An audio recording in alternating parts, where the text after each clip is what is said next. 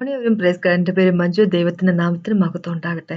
നമുക്കറിയാം നമ്മുടെ ദൈവം യേശുക്രിസ്തു എന്നും നമ്മുടെ ഒപ്പമുണ്ട് അല്ലെ. എന്നാലും ചിലപ്പോഴെങ്കിലുമൊക്കെ നമ്മുടെ ജീവിതത്തിലും പലതരത്തിലുള്ള കാറ്റുകളും കോളുകളും അല്ലെ എല്ലാം ഉണ്ടാകാറുണ്ട്. നമ്മുടെ പടകിലും എല്ലാം വെള്ളം കയറാറുമുണ്ട് അല്ലെ. പക്ഷെ അവിടെ നമ്മളോട് നമ്മുടെ ദൈവം ചോദിക്കുന്ന ഒരു ക്വസ്റ്റ്യൻ ഉണ്ട്. നിങ്ങളുടെ വിശ്വാസം എവിടെയാണ് അല്ലെ. എന്തു പറ്റി നിങ്ങളുടെ വിശ്വാസത്തിന്? ഞാൻ കൂടെ ഉണ്ടെന്നുള്ള കാര്യം നിങ്ങൾ മറന്നു പോയോ അല്ലെ. എനിക്ക് എല്ലാത്തിനെയും ശമിപ്പിക്കാനുള്ള കഴിവുണ്ടെന്നുള്ള കാര്യം നിങ്ങൾ മറന്നുപോയോ? സർവ്വനാമത്തെക്കാളും വലിയ നാമമാണ് എൻ്റെ നാമം എന്നുള്ള കാര്യം നിങ്ങൾ മറന്നുപോയോ? എൻ്റെ നാമം എന്ന് പറഞ്ഞാൽ ഒരു ഫോർട്രസ് ആണെന്നുള്ള കാര്യം നിങ്ങൾ മറന്നുപോയോ അല്ലെ. അതാണ് നമ്മുടെ ദൈവം നമ്മളോട് ചോദിക്കുന്നത് അല്ലെ. നമ്മൾ മറന്നു പോകാതിരിക്കട്ടെ. നമുക്ക് തന്നിരിക്കുന്ന അധികാരത്തെ പറ്റി നമ്മൾ മറന്നു പോകാതിരിക്കട്ടെ. അപ്പൊ അതാണ് ഇന്നത്തെ എൻ്റെ ടോപ്പിക്. മുമ്പോട്ട് പോകുന്നതിന് മുമ്പായിട്ട് നമുക്കൊന്ന് പ്രാർത്ഥിക്കാം. പ്രാർത്ഥിച്ച ശേഷം സംസാരിക്കാം. കർത്താവേ, ഈ സമയത്ത് നന്ദി പറയുന്നു. Thank you Jesus master God. അങ്ങയുടെ നാം ഒരു ഫോർട്രസ് ആണ് കർത്താവ് ലോർഡ് ഫാദർ. ഒരു കോട്ടയാണ് കർത്താവേ. അതിലേക്ക് ഞങ്ങൾ ഓടി ഒളിക്കും കർത്താവ് ലോർഡ് ഫാദർ. ഒരാൾക്ക് പോലും പിശാചിനോ അവന്റെ ടീമിനോ കർത്താവ് ആർക്കും പോലും വന്ന് ഞങ്ങളെ എടുക്കാൻ പറ്റത്തില്ല കർത്താവേ. അങ്ങ് ഞങ്ങളുടെ സമാഗമന കൂടാരം കർത്താവ് Lord God Almighty master God. അങ്ങ് ഞങ്ങളുടെ ബ്രെഡ് മൈറ്റി ഫാദർ, ഞങ്ങളുടെ മന്ന മൈറ്റി ഫാദർ, ഞങ്ങളുടെ water. Thank you so much master. Praise you holy name mighty father God. Thank you Holy Spirit God. ഞങ്ങളോട് റിവീൽ ചെയ്യുന്നതിന് നന്ദി പറയുന്നു കർത്താവ്. ഞങ്ങളോട് സംസാരിക്കുന്നതിന് നന്ദി പറയുന്നു കർത്താവേ. ഞങ്ങൾ കൂടെ ഉള്ളതിനായിട്ട് നന്ദി പറഞ്ഞു. Praise and worship Jesus. Praise you holy name master God. അബ്ബാ ഫാദർ, അങ്ങേക്കായിട്ട് അങ്ങയുടെ മകനായിട്ട് നന്ദി പറഞ്ഞു. യേശുവിൻ നാമത്തിൽ ആമേൻ. നമുക്കൊന്ന് ലൂക്കോസ് എഴുതിയ സുവിശേഷത്തിലേക്ക് പോയും ലൂക്കോസിന്റെ 8:22 തൊട്ടും 25 വരെയുള്ള വാക്കുകൾ പെട്ടെന്ന് നോക്കിയത് ഇങ്ങനെയാണ് പറഞ്ഞിരിക്കുന്നത്. ലൂക്കോസിന്റെ 8:22 തൊട്ട് 25 വരെയുള്ള വാക്കുകൾ ഇങ്ങനെ പറഞ്ഞിരിക്കുന്നു. ഒരു ദിവസം അവൻ ശിഷ്യന്മാരുമായി പടകിൽ കയറി നാം തടാകത്തിന്റെ അക്കരെ പോകുക എന്ന് അവരോട് പറഞ്ഞു. അവർ നീക്കി ഓടുമ്പോൾ അവൻ ഉറങ്ങിപ്പോയി. തടാകത്തിൽ ഒരു ചുഴലിക്കാറ്റുണ്ടായി. പടകിൽ വെള്ളം നിറഞ്ഞിട്ട് അവർ പ്രാണഭയത്തിലായി അടുക്കെ ചെന്ന്, നാഥാ ഞങ്ങൾ നശിച്ചു പോകുന്നു എന്ന് പറഞ്ഞ് അവനെ ഉണർത്തി. അവൻ എഴുന്നേറ്റ് കാറ്റിനെയും വെള്ളത്തിന്റെ കോപത്തെയും ശാസിച്ചു. അവ അമർന്ന് ശാന്തത ഉണ്ടായി. പിന്നെ അവരോട്, നിങ്ങളുടെ വിശ്വാസം എവിടെ എന്ന് പറഞ്ഞു. അവരോ ഭയപ്പെട്ട്, ഇവൻ ആര്? അവൻ കാറ്റിനോടും വെള്ളത്തോടും കൽപ്പിക്കുകയും അവ അനുസരിക്കുകയും ചെയ്യുന്നു എന്ന് തമ്മിൽ പറഞ്ഞു ആശ്ചര്യപ്പെട്ടു. അപ്പോ നമുക്ക് എല്ലാവർക്കും അറിയാവുന്ന ഒരു പാസേജ് ആണിത് അല്ലെ. യേശുവും തന്റെ ശിഷ്യന്മാരും കൂടെ അപ്പുറത്തെ കരയിലേക്ക് പോകുന്നതിനെ പറ്റി അല്ലെ. തടാകത്തിൽ കൂടി അല്ലെ സഞ്ചരിച്ച് അപ്പുറത്തെ കരയിലേക്ക് പോകുന്നതിനെ പറ്റിയുള്ള ഈ കഥ നമുക്ക് എല്ലാവർക്കും അറിയാവുന്നതാണ്. അപ്പൊ ഒരു കാര്യം ഇവിടെ പറയട്ടെ. ദൈവം യേശുക്രിസ്തു ആണ് ഇവരോട് ശിഷ്യന്മാരോട് പറയുന്നത്, നമ്മൾക്ക് അപ്പുറത്തെ തടാകത്തിന്റെ കരയിലേക്ക് പോകാം, അക്കരയ്ക്ക് പോകാം എന്ന് പറയുന്ന യേശുവാണ്. എന്ന് വെച്ച് കഴിഞ്ഞാല് ഇത് അവന്റെ ഇഷ്ടത്തിൻ പ്രകാരമുള്ളൊരു ജേർണി ആയിരുന്നു ചുരുക്കം. അപ്പൊ നമ്മൾ ദൈവത്തിന്റെ വഴി കൂടെ നടക്കുമ്പോൾ, ദൈവത്തിന്റെ ഇഷ്ടത്തിൻ പ്രകാരമുള്ള വഴി കൂടെ നടക്കുമ്പോൾ തന്നെ അല്ലെ, ദൈവത്തിന്റെ വചനം നമ്മൾ കേട്ടുകൊണ്ട് അത് പഠിച്ചുകൊണ്ട് നമ്മൾ ദൈവത്തിന്റെ വഴി കൂടെ നടക്കുമ്പോൾ തന്നെ നമ്മൾക്ക് പല കോളുകളും പല കാറ്റുകളും കോളുകളും എല്ലാം നമ്മുടെ ജീവിതത്തിൽ ഉണ്ടാകാം അല്ലെ. അതാണ് ദൈവം കാണിക്കുന്നത്. ഇവിടെ പലതും ഉണ്ടാകും. ദൈവത്തിന്റെ ഇഷ്ടത്തിൻ പ്രകാരം ഉള്ള വഴിയാണെങ്കിൽ പോലും പല തടസ്സങ്ങളും ഉണ്ടാകും. പിശാച് അവന്റെ തടസ്സങ്ങളുമായിട്ട് വന്നിരിക്കും അല്ലെ. പക്ഷെ ഇവിടെ ദൈവം ചോദിക്കുന്നുണ്ട്, തടാകത്തിൽ ഒരു ചുഴലിക്കാറ്റുണ്ടായി, പടകിൽ വെള്ളം നിറഞ്ഞിട്ട് അവർ പ്രാണഭയത്തിൽ അടുക്കെ ചെന്ന് നാഥ എന്ന് അവരോട് യേശുവിനെ വിളിച്ചു കഴിഞ്ഞിട്ട് അവര് പറയുന്ന വാക്കിതാണ്, എന്താ, ഞങ്ങള് പെരിഷ് ചെയ്യാൻ പോവാണ്, ഞങ്ങളതെ നശിച്ചു പോകാൻ പോവുകയാണ് അല്ലെ. അതാണ് അവര് പറയുന്നത്.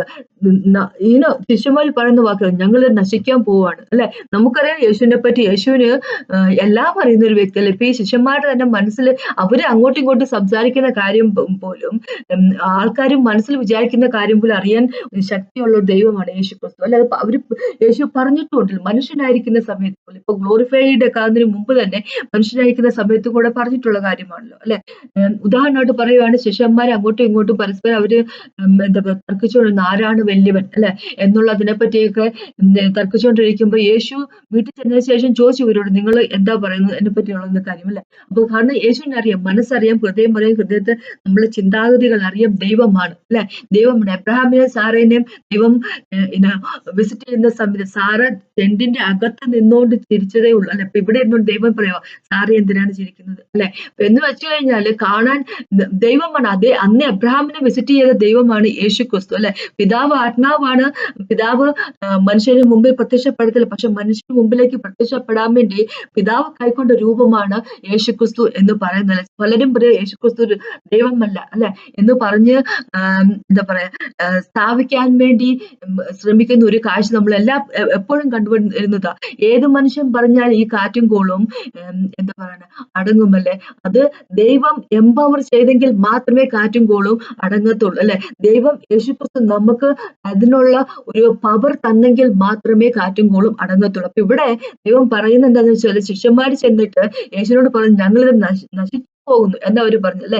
ഞങ്ങളിത് നശിച്ചു പോകാൻ പോവുകയാണ്, ഞങ്ങൾ പെരിഷ് ചെയ്യാൻ പോവുകയാണ് എന്ന് പറഞ്ഞപ്പോ യേശു എഴുന്നേറ്റ് കാറ്റിനെയും കോളിനെയും അടക്കിയിട്ട് ചോദിക്കും നിങ്ങളുടെ ഫെയ്ത്ത് എവിടെയാണ് അല്ലെ എന്ന് വെച്ചു കഴിഞ്ഞാൽ യേശു പറയുന്നുണ്ടെന്ന് വെച്ച് കഴിഞ്ഞാല് ഇവിടെ നിങ്ങൾക്ക് വിശ്വാസമുണ്ടെങ്കിൽ അല്ലെ മലയെ പോലും മാറ്റാൻ സാധിക്കും. നിങ്ങൾക്ക് വിശ്വാസമുണ്ടെങ്കിൽ അല്ലെ നിങ്ങൾ ആ കാറ്റിനോടും കോളിനോടും അടങ്ങുമെന്ന് പറഞ്ഞാല് അത് നടക്കുക തന്നെ ചെയ്യും.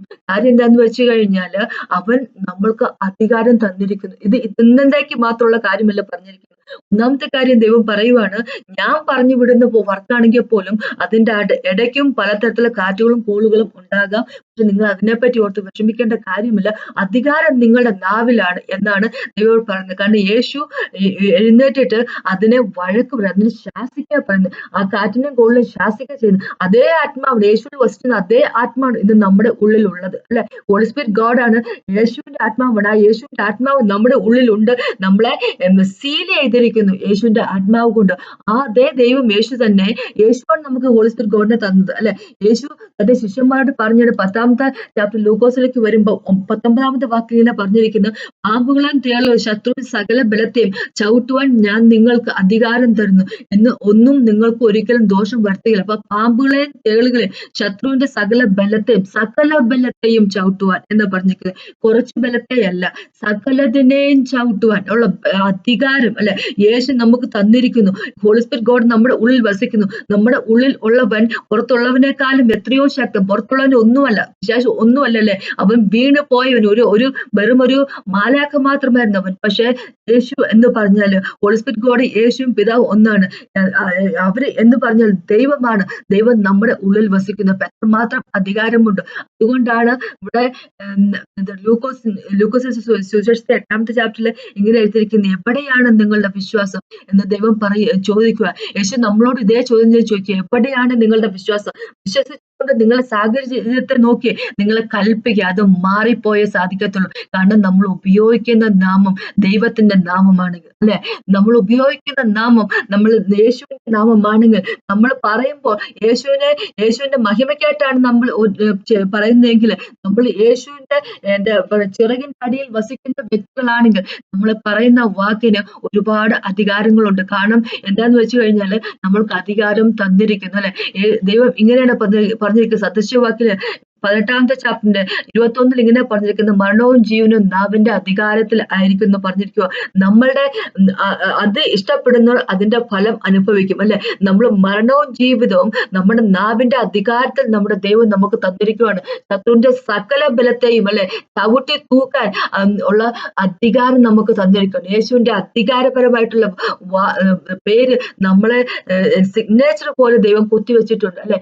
നമ്മൾ അവന്റെ കുഞ്ഞുങ്ങളാണ്, രക്തം കൊണ്ട് വീണ്ടെടുത്ത വ്യക്തി. നമ്മളൊന്ന് മനസ്സിലാക്കിയാൽ മാത്രം മതി അല്ലെ. നമ്മൾ മനസ്സിലാക്കുന്നത് നമുക്ക് അറിയത്തില്ല, അതുകൊണ്ട് മാത്രമാണ് നമ്മൾ വീണ് പോകുന്നതിന്റെ കാര്യം. വീണ് പോകുന്ന പറഞ്ഞു കഴിഞ്ഞാല് നമ്മൾ പേടിക്കുന്നതിന്റെ കാര്യം. പേടി നമുക്കറിയാം, പേടി എന്നുള്ള ആത്മാവാണ് അല്ലെ. പേടി എന്നുള്ളത് എന്താ പറയുക വെറുതെ ഒരു ഫീലിംഗ് ഇല്ല, അതൊരു ആത്മാവാണ് അല്ലെ. നമ്മുടെ ദൈവം പറഞ്ഞിരിക്കുന്നത് ഇങ്ങനെയാണ്, നമ്മൾക്ക് എന്താ പറയാ ഭയത്തിന്റെ ആത്മാവിന് ദൈവം ഒരിക്കൽ പോലും തന്നിട്ടില്ല അല്ലെ. നമുക്ക് സ്നേഹത്തിന്റെ ആത്മാവ്, ശക്തിന്റെ ആത്മാവ്, ബലത്തിന്റെ ദൈവത്തിന്റെ ആത്മാവല്ലേ, ഹോളി സ്പിരിറ്റ് ഗോഡിനെ നമുക്ക് തന്നിരിക്കുന്നത്, സത്യത്തിന്റെ ആത്മാവിനെ നമുക്ക് തന്നിരിക്കുന്നത്. അപ്പൊ അങ്ങനെയാകുമ്പോ പേടിന്റെ ആത്മാവിന് നമ്മുടെ ദൈവം നമുക്ക് തന്നിട്ടില്ല. അല്ല, പേടിന്റെ ആത്മാവെന്ന് പറഞ്ഞ പിശാചിന്റേതാണ് അല്ലെ. അപ്പോ ഈ നമ്മുടെ ഉള്ളിലേക്ക് ഇങ്ങനെ പേടി വരാതിരിക്കണം എന്ന് പറഞ്ഞത് വിശ്വാസത്തിൽ മൂവ് ചെയ്യുക എന്നാണ് ദൈവം നമ്മോട് പറഞ്ഞിരിക്കുന്നത് അല്ലെ. ഇപ്പൊ അതാണ് എനിക്കിന്ന് പറയാനുള്ളത്. ഒരു കൊച്ചു മെസ്സേജ്. നമ്മളുടെ മുമ്പിൽ പ്രതിസന്ധികൾ ഉണ്ടാവും. ഇപ്പൊ ഇവിടെ നമുക്കറിയാം, ശിഷ്യന്മാർ കടലിൽ കയറി നാം തടാകത്തിന്റെ അക്കരെ പോകും എന്ന് പറഞ്ഞത് യേശു ക്രിസ്തുവാണ് പറഞ്ഞത് അല്ലെ. ഇത് വെറുതെ നമ്മൾ എവിടെയെങ്കിലും ഇവരിങ്ങനെ ഈ പ്രശ്നത്തിൽ വെള്ളത്തിന്റെ ആയി പോയത്, അത് അവരുടെ ഇഷ്ടത്തിന് പ്രകാരമുള്ള ഒരു കാര്യം ചെയ്തപ്പം അങ്ങനെ വന്ന കുറെ എന്താ പ്രശ്നങ്ങൾ അന്ന് അങ്ങനെയല്ലല്ലോ. ഇത് ദൈവ ഇഷ്ടത്തിന് പ്രകാരമാണ് പോയത്, യേശുവിന്റെ ഇഷ്ടത്തിന് പ്രകാരമാണ് അവർ പോയത് അല്ലെ. അപ്പോ നമുക്കറിയാം, പലപ്പോഴെങ്കിലും നമ്മുടെ ജീവിതത്തിൽ പ്രതികൂലങ്ങൾ സാഹചര്യങ്ങളൊക്കെ വരുമ്പോ ഇവിടെ ദൈവം കാണിക്കുന്ന പ്രതികൂല സാഹചര്യങ്ങൾ വരും എന്നുള്ള കാണിക്കുന്നത് ദൈവത്തിന്റെ ഇഷ്ടത്തിന് പ്രകാരം ആണെങ്കിൽ പോലും നടക്കുന്നെങ്കിൽ പോലും പ്രതികൂല സാഹചര്യങ്ങൾ വരും. അപ്പൊ പലപ്പോഴെങ്കിലും പല ആൾക്കാരും പറഞ്ഞു കേട്ടിട്ടുള്ളതാ, പ്രതികൂല സാഹചര്യങ്ങൾ വരുമ്പോ അത് അവര് ദൈവത്തിന്റെ ഇഷ്ടത്തിന് പ്രകാരമല്ല നടക്കുന്നത്, അവര് ദൈവത്തിന്റെ വില്ലും പ്രകാരമല്ല നടക്കുന്നത്, അവരുടെ ജീവിതത്തിൽ പാപങ്ങളൊക്കെ ഉണ്ട് അല്ലെ. അതുകൊണ്ട് അവരെന്തൊക്കെയോ കൊടിയ പാവം ചെയ്യുന്നുണ്ട്, അതുകൊണ്ട് ഇങ്ങനെയൊക്കെ വരുന്നതൊക്കെ മനുഷ്യർ പലരും പറയുന്നു. ഇവിടെ ദൈവം പറയുന്നത് എന്താന്ന് വെച്ച് കഴിഞ്ഞാൽ, ദൈവത്തിന്റെ 100% ഇഷ്ടത്തിന് പ്രകാരം നടക്കുമ്പോഴും ദൈവത്തിലായിരിക്കുമ്പോഴും പ്രശ്നങ്ങൾ വരാം. പ്രശ്നങ്ങളെ അവൻ തരണം ചെയ്തിരിക്കുന്നു. ക്രോസ് ഓഫ് കാൽവറിയിൽ യേശു വിക്ടോറിയസ് ആയിരിക്കുന്നു അല്ലെ. അതുകൊണ്ട് ജീവിതത്തിന്റെ ഓരോ മേഖലയും നമ്മൾ വിക്ടോറിയസ് ആയിരിക്കും. നമ്മുടെ ജീവിതത്തിന്റെ ഓരോ മേഖലയും പ്രോസ്പെറസ് ആകണമെന്നാണ് നമ്മുടെ ദൈവം ആഗ്രഹിക്കുന്നത്.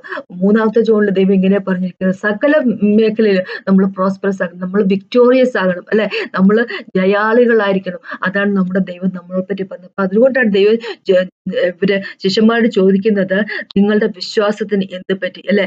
എന്റെ കൂടെ നടന്നവരല്ല നിങ്ങൾ, ഞാൻ ചെയ്യുന്ന എന്താ നിങ്ങൾ കണ്ടവരല്ല അല്ലെ, നിങ്ങൾ എന്തുകൊണ്ട് മനസ്സിലാക്കുന്നില്ല, ഞാൻ നിങ്ങളുടെ കൂടെ ഉണ്ടെന്ന് നിങ്ങൾ എന്തുകൊണ്ട് മനസ്സിലാക്കുന്നില്ല അല്ലെ, നിങ്ങൾക്ക് ഞാൻ അധികാരം തന്നിട്ടുണ്ട് അല്ലെ, എന്തുകൊണ്ടാണ് നിങ്ങൾ അത് ഉപയോഗിക്കാതിരിക്കുന്നത് അല്ലെ. അപ്പൊ അതാണ് ദൈവം ചോദിക്കുന്നത്. നമ്മുടെ വിശ്വാസത്തിൽ മുറുകെ പിടിച്ചു നിന്നുകൊണ്ട് അല്ലെ, മലയോട് കൽപ്പിച്ചെന്ന് പറഞ്ഞാലും അത് പോയേ പറ്റത്തില്ല. കാരണം ഉപയോഗിക്കുന്ന നാമം അവന്റെ നാമമാണ്.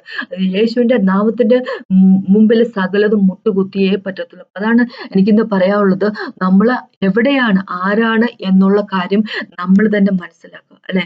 നമ്മളുടെ അധികാരം എന്താണ് യേശുക്രിസ്തുവിലുള്ളത്, നമ്മൾ എവിടെയാണ്, എന്ത് വില കൊടുത്താണ് നമ്മൾ വീണ്ടെടുത്തിരിക്കുന്നത് അല്ലെ എന്നുള്ള കാര്യം നമ്മൾ മനസ്സിലാക്കുക. ദൈവത്തിന്റെ മക്കളാണ് നമ്മൾ എന്നുള്ള കാര്യം മനസ്സിലാക്കുക. അപ്പൊ അതനുസരിച്ച് നമുക്ക് നമ്മളുടെ പ്രശ്നങ്ങളിലേക്ക് നോക്കി നമുക്ക് കൽപ്പിക്കാം, പ്രശ്നങ്ങൾ പോയേ പറ്റത്തുള്ളൂ. കാരണം നമ്മളെ ഫില്ല് ചെയ്തിരിക്കുന്നത് ഹോളി സ്പിരിറ്റ് ഗോഡിനാലാണ്. സാധാരണ ഒരു സ്പിരിറ്റ് അല്ല, ദൈവത്തിന്റെ ആത്മാവാണ് നമ്മൾ ഫില്ല് ചെയ്തിരിക്കുന്നത്. അപ്പം നമുക്ക് അങ്ങനെ തന്നെയായിരിക്കാം ജീവിതം അല്ലെ.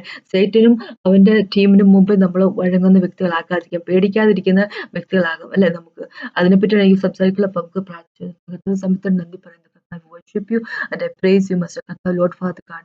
Oh Jesus, Master, തേളിനെയും പാമ്പിനെയും Lord Father, ശത്രുവിന്റെ സകല ബലത്തെയും ചവിട്ടി മെതിക്കാനുള്ള അധികാരം തന്നതിന് നന്ദി പറയുന്നു കർത്താവേ. ഓ ലോഡ് ഫാദർ, ഞങ്ങളുടെ സാഹചര്യങ്ങളിലേക്ക് നോക്കി ഞങ്ങൾ കരയാതെ കർത്താവ്, ഞങ്ങളുടെ സാഹചര്യങ്ങളെ നോക്കി കൽപ്പിക്കാനുള്ള കൃപ തന്നെന്ന് അപേക്ഷിക്കുന്നു കർത്താവ്. അങ്ങ് കൽപ്പിക്കുന്നത് പോലെ കർത്താവ് ലോഡ് ഫാദർ, അങ്ങ് ശാസിക്കുന്നത് പോലെ ഞങ്ങളുടെ സാഹചര്യങ്ങൾ, ഞങ്ങളുടെ പ്രശ്നങ്ങളെ നോക്കി ശാസിക്കാനും കർത്താവ് അങ്ങ് തന്നിരിക്കുന്ന അധികാരത്തിൽ ജീവിക്കാനുള്ള കൃപ തന്നെന്ന് അപേക്ഷിക്കുന്നു യേശുവിന്റെ നാമത്തിൽ. ആമേൻ. ഇന്നെ കേട്ടോണ്ടിരിക്കുന്ന സകല വ്യക്തികളോട് പ്രാർത്ഥിക്കുന്നു, അനുഗ്രഹിക്കുന്ന അപേക്ഷിക്കുന്നു യേശുവിന്റെ നാമത്തിൽ. ആമേൻ. ഇത് കേട്ട ഞാൻ ദൈവത്തിനെ മാത്രം ഉണ്ടാകട്ടെ.